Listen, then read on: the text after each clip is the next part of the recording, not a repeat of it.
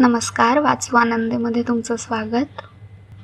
शाळा आणि एकम नंतर प्रकाशित होणारी मिलिंद बोकील यांची समुद्र ही तिसरी कादंबरी. नंदिनी आणि भास्कर या समृद्ध जीवन व्यतीत करणाऱ्या आनंदी दाम्पत्याची ही कथा.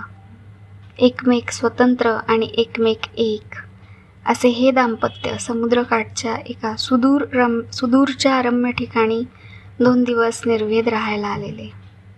नंदिनी सामोऱ्या येऊन गेलेल्या एका अनुभवाचा अभावितपणे उल्लेख करते. भास्कर काहीसा अवाक होतो, तरीही अविचल राहतो. नंदिनीही आहे त्याहून ढळत नाही.